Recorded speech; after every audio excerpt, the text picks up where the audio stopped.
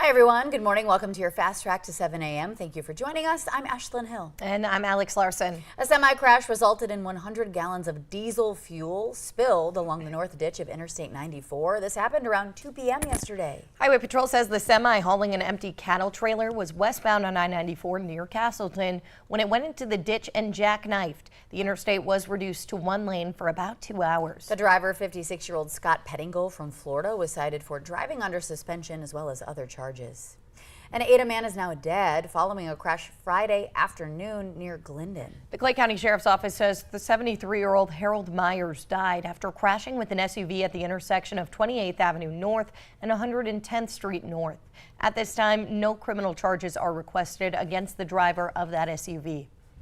We're learning more about that crash near the Grand Forks Airport on Monday night. Highway Patrol has now identified the driver of the SUV as 26-year-old Nicole Luthane. She was taken to the hospital with serious injuries. Her passenger, though, a 6-year-old in a car seat, had to be airlifted to Fargo with serious injuries. Highway Patrol says the SUV was sitting at a red light when it was rear-ended by a pickup. The pickup driver, the man up on your screen, 43-year-old Travis Bell, was arrested for criminal vehicular injury.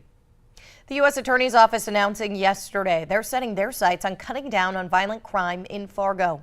During a news conference in downtown Fargo, led by U.S. Attorney Max Schneider, the SAFER initiative was announced. It aims to target illegal gun ownership and promises to feature more aggressive prosecution for violent felons. Just as it's not time for alarm, it's also not time to take it easy and rest on our laurels. This initiative just seeks to be a force multiplier and really add on to those efforts, and hopefully keep the trend going downward. Schneider says violent crime is up 45% since 2019, but it is technically down from just last year. And a heated discussion at Monday night's West Fargo City Commission meeting about whether to approve a conditional use permit for new Gateway Hyundai Nissan car dealership west of the Costco and Duluth Trading Company, just south of I-94. Neighbors in the Rivers Bend neighborhood say they're worried about the lights and noise from potentially having a car dealership just a few hundred feet from their homes. We bought in Rivers Bend for the same reasons. Quiet neighborhood community. There are no other communities that I can think of, just like her, where you have an auto dealership directly next to a bunch of single-family homes. That's nuts. City supporters say this would be good for the city, including taxes. The measure passed 3-2. Traffic alert for drivers in Fargo today. Starting today, 32nd Avenue South will be reduced to one lane in each direction between 42nd and 45th Street South. The closure will allow for crews to widen the road from 4 lanes up to 6. Work is expected to last until fall. Well, we are making our way into the month of June, waking up to some sunshine for most of the region. Changes in store, though, for some of us. We're sending things right on over to meteorologist Lisa Green for the details. Hey, Lisa. Good morning. Yes, can't quite shake those rain chances just yet here today. We do have not just a chance for some rain, but also a risk for severe weather. So here's a look at that risk.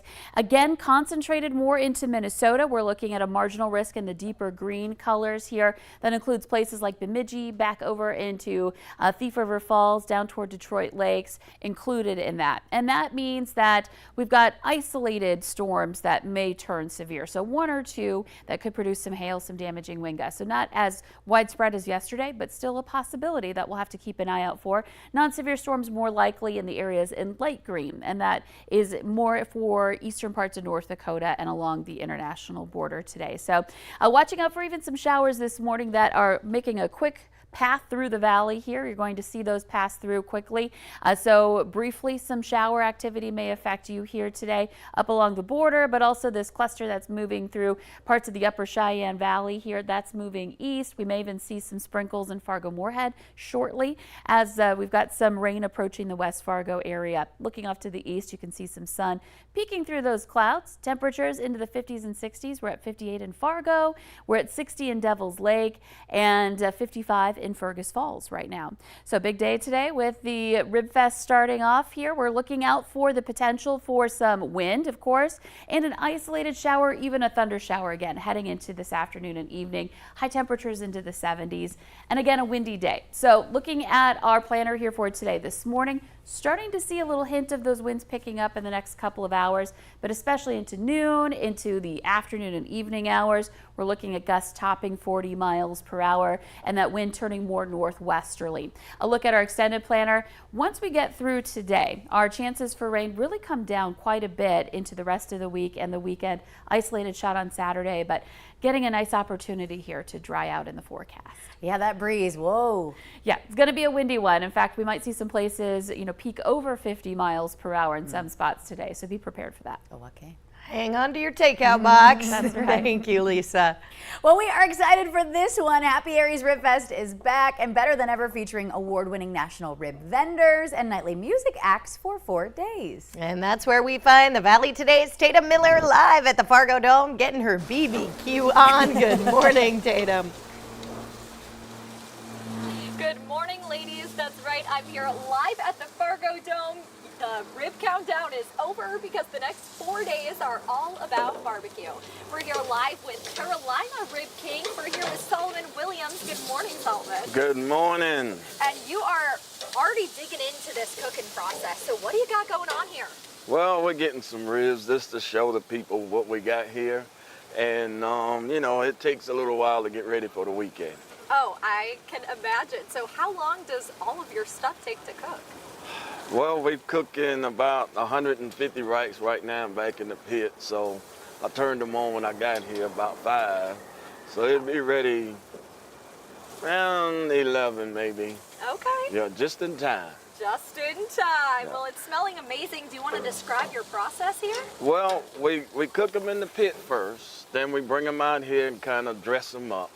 And we put the final touches out here on the grill, kind of getting the sauce attached to the ribs, so, good and messy. Nice and messy. Yeah, you got your sauce in a little vat here. Yep. It's like a big paintbrush. That's right. We're mopping them for success. Oh, yeah. Well, Solomon, do you think you could tell me one of your secret ingredients for Carolina Rib King? Well, I do a little, I try to get some taste in the rib with the basic rub has salt and pepper in it. So I have a salty rub that has sugar. So it's kind of like a sweet and sour. Ooh. So that's what you're gonna get. All right, and I have to ask, what's your favorite thing on your menu? I'm the Rib King, so I'm gonna have to go with ribs. Good answer. That is absolutely fantastic. Thank you so much.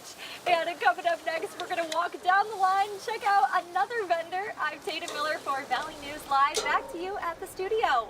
Well, you heard it here from the Rib King himself. Tatum, thank you for such a fun look this morning. Yeah, thank you, Tatum. Rib Fest, again, a big reminder, begins today at 11 a.m. It runs through Saturday right outside the Fargo Dome. Well, big news here. 15-year-old James Hood graduating from Grand Forks Central High over the weekend. Yeah, you heard that right. 15-year-old Hood was homeschooled by his father, entering high school eligible for advanced placement classes, and he thrived in the classroom so much so that he got to complete high school all before turning sweet 16. Now he's taking a gap year, traveling and spending time with his family and playing in his band with his brothers. Hood spoke about how he's able to find time for his studies as well as time for family and making music in an interview with Valley News Now. It's not about finding time, it's about making it. If you have a bunch of homework tonight, I've really tried to get it done as fast as possible. I always tried to do good, but when it comes to family, you always got to make time for them. And being able to spend time with them and do music and do such enjoyable things that really make life, special. You always got to make time. If you want to check out that full interview, head on over to the Valley News Live Facebook or YouTube page.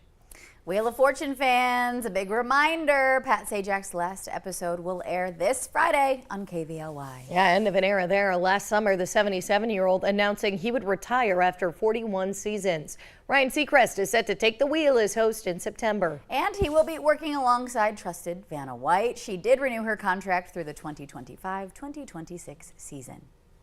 Well, the soda Dr. Pepper is not showing signs of fizzing out. Nope, the soft drink is now the second most popular soda in the U.S. Coca-Cola still reigning king, but Dr. Pepper kicked Pepsi from the runner-up slot to third place. According to Beverage Digest, Dr. Pepper sales have recently climbed while Pepsi's are dropping. Interesting. And Dr. Pepper debuted, you guys, in 1885 before either Coke or Pepsi.